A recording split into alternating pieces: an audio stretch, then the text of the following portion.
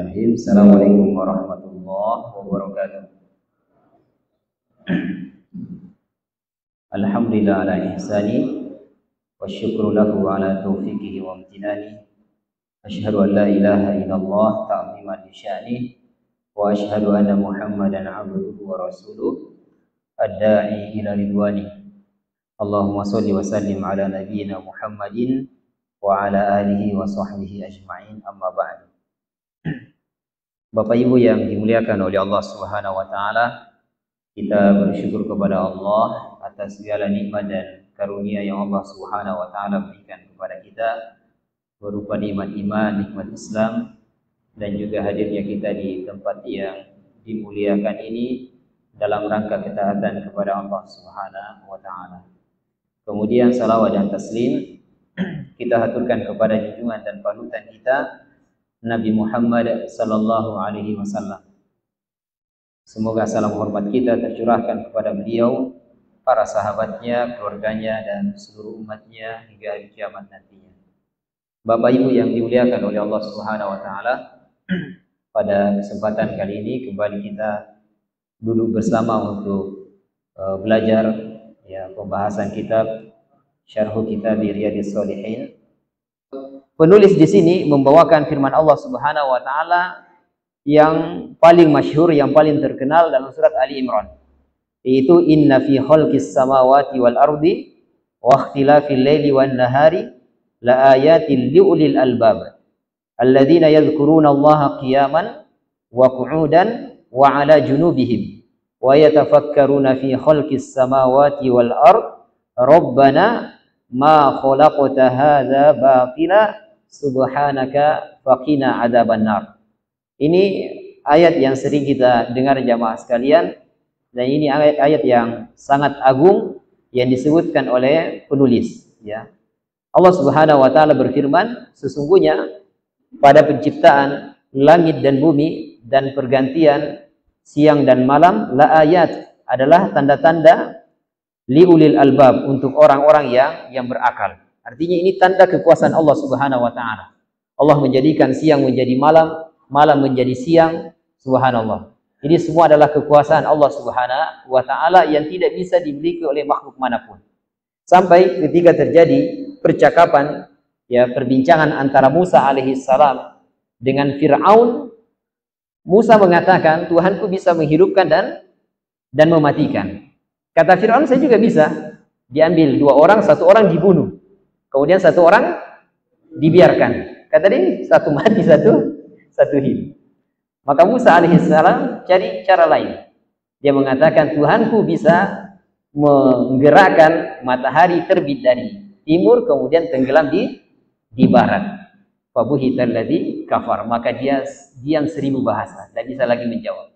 Ya.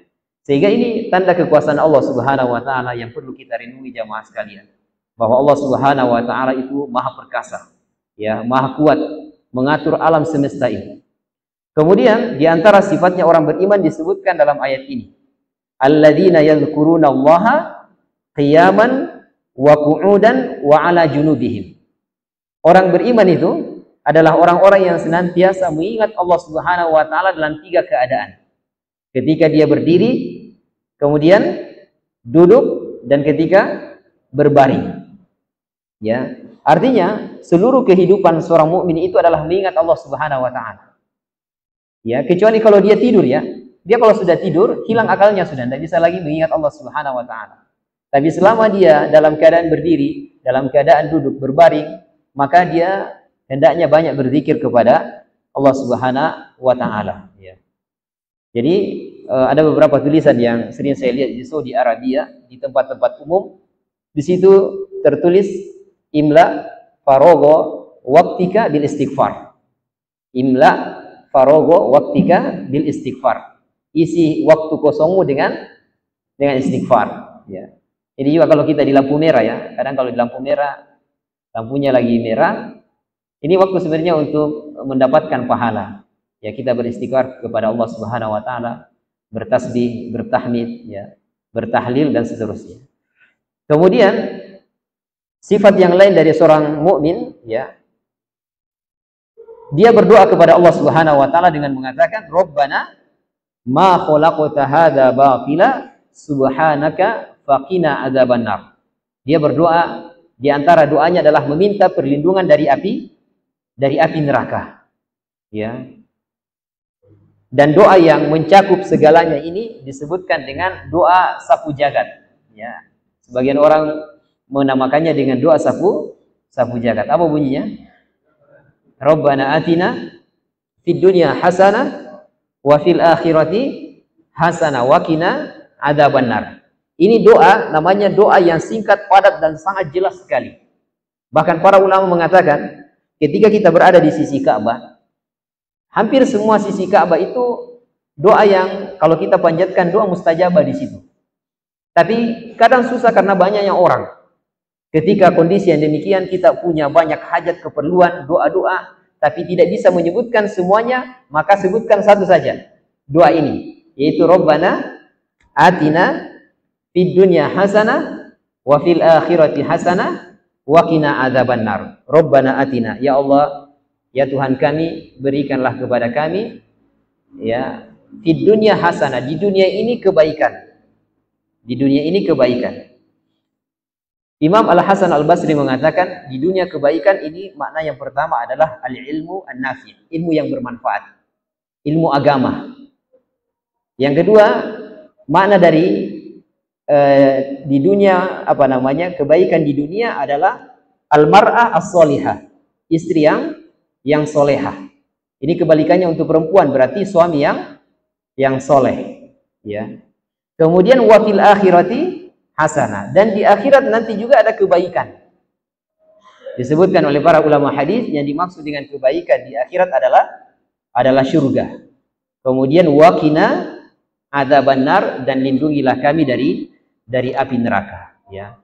Baik, ini tafsiran dari surat Ali Imran, ya, terkait masalah penciptaan langit dan bumi, kemudian sifatnya orang beriman yang senantiasa berzikir kepada Allah Subhanahu wa taala, dan juga senantiasa berdoa berlindung dari api neraka.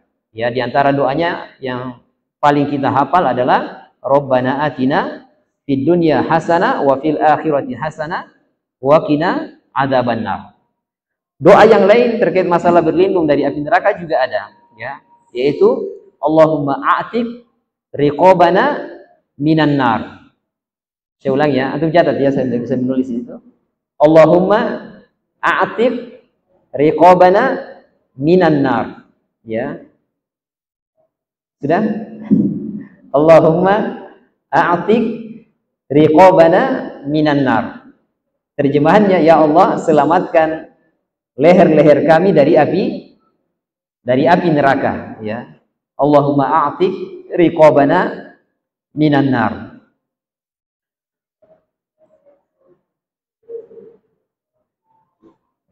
Allahumma a'tik riqabana minan nar, ya. Baik, wallahu taala alam bis-shawab. Khalas?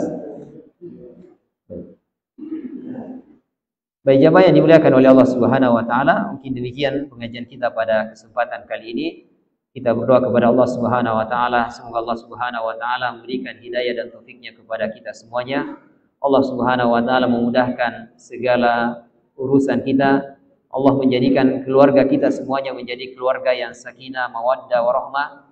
Allah Subhanahu wa taala berkahi keluarga kita, anak-anak kita, harta-harta kita, dan kita juga berdoa untuk saudara-saudara kita di Palestina.